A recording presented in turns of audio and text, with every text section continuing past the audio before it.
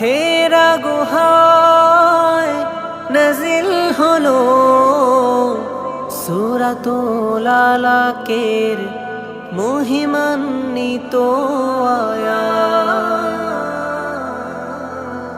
জিবরিল আমিন নবীর উপর নিয়ে এলো সেই হিদায়াত।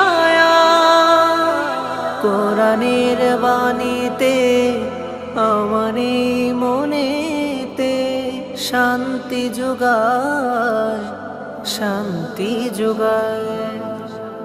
তাকিয়ে আছি আমি কোরআনের পাতায়, ও সেরুতে দু চোখ ভিজে যায়।